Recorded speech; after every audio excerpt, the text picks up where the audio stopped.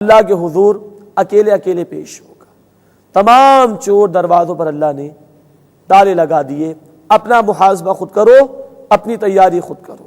فرمایا واتقوا یوما، اور اس دن سے ڈرو، لا تجزی نفس عن نفس شیئا، جس دن کوئی شخص کسی دوسرے کا بدلہ نہیں بنے گا، ولا یقبل منها شفاعہ، اور نہ اس سے کوئی سفارش قبول کی جائے گی، ولا یؤخذ منها عدل، اور نہ اس سے کوئی معاوضہ لیا جائے گا، ولا هم ینصرون، اور نہ ان کی مدد کی جائے گی۔ اس کے بعد اللہ تعالیٰ نے کچھ واقعات بیان کیے اور اللہ کے انعامات کا بھی ذکر آئے گا اور بنی اسرائیل کے جرائم کا بیان بھی۔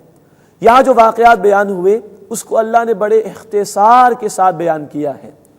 اس کی وجہ یہ ہے کہ یہ واقعات مکی صورتوں میں تفصیل سے آ چکے ہیں، یعنی وہ سورۃ البقرہ سے پہلے نازل ہوئیں، لیکن مصحف کے اعتبار سے ہم آگے چل کے ان واقعات کو پڑھیں گے۔ مثلا سورۃ الاعراف، سورہ الشعراء، سورہ المؤمن اور سورۃ القصص میں ان واقعات کی تفصیلات آئیں گی، لیکن یہاں اللہ تعالیٰ نے ان واقعات کو مختصراً بیان کیا۔ فرمایا وَإِذْ نَجَّيْنَاكُم مِّنْ آلِ فِرْعَوْنَ، اور یاد کرو اے بنی اسرائیل جب ہم نے تمہیں آل فرعون سے نجات دی۔ آل کے معنی فالوورز کے، پیروی کرنے والوں کے۔ تو آل فرعون، فرعون کی پیروی کرنے والے جو بنی اسرائیل پر ظلم و ستم کرتے تھے، اللہ اپنا انعام یاد دلا رہے ہیں۔ وَإِذْ نَجَّيْنَاكُم مِّنْ آلِ فِرْعَوْنَ، اور یاد کرو جب ہم نے تمہیں آل فرعون سے نجات دی۔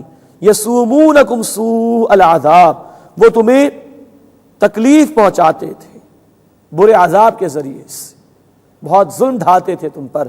یذبحون ابناءکم، وہ تمہارے بیٹوں کو ذبح کر دیا کرتے تھے۔ ویستحیون نساءکم، اور تمہاری عورتوں کو زندہ چھوڑ دیا کرتے تھے۔ مکی صورتوں میں اس کی تفصیل انشاءاللہ ہم پڑھیں گے۔ وفی ذالکم بلاء من ربکم عظیم، اور اس میں تمہارے رب کی طرف سے بڑی آزمائش تھی۔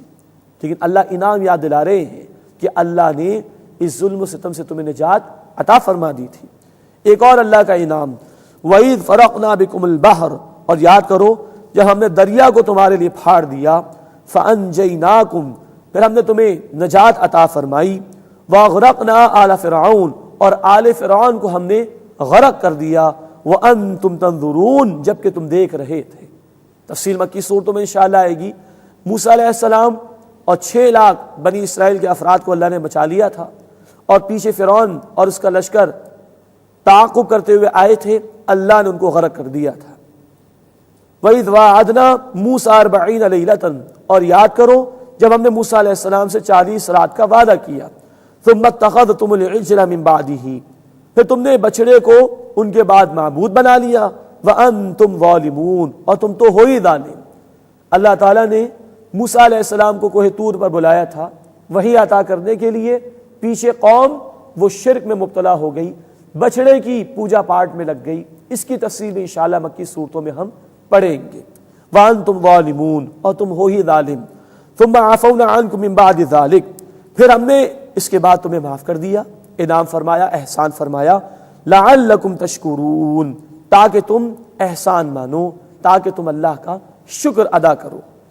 وَإِذْ آتَيْنَا مُوسَى الْكِتَابَ وَالْفُرْقَانَ، اور یاد کرو ہم نے موسیٰ علیہ السلام کو کتاب عطا کی، یعنی فرقان۔ یہ تورات تھی جو موسیٰ علیہ السلام کو عطا کی گئی، اور وہ فرقان بھی تھی۔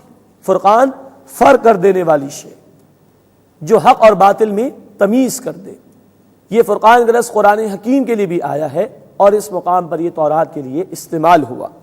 وَإِذْ آتَيْنَا مُوسَى الْكِتَابَ وَالْفُرْقَانَ، اور یاد کرو جب ہم نے موسیٰ علیہ السلام کو کتاب عطا فرمائی، یعنی فرقان، جس میں جدا جدا احکام بھی تھے، اور یہ کتاب حق اور باطل میں فرق کر دینے والی تھی۔ لَعَلَّكُمْ تَهْتَدُونَ، تاکہ تم ہدایت پا سکو۔ یہ کتاب اس لیے عطا کی گئی تھی کہ اس سے ہدایت حاصل کی جائے۔ آج ہمارے پاس قرآن ہے، یہ بھی فرقان ہے، اللہ کا آخری ہدایت نامہ ہے، یہ کرائیٹیرین ہے اب ہمارے پاس۔ اس کی بنیاد پر ہم جج کر سکتے ہیں کیا حق ہے اور کیا باطل ہے۔ اللہ ہمیں اپنی اس کتاب کو سمجھنے کی اور اس کے تقاضوں پر عمل کرنے کی توفیق عطا فرمائے، آمین یا رب العالمین۔ وآخر دعوانا ان الحمد للہ رب العالمین۔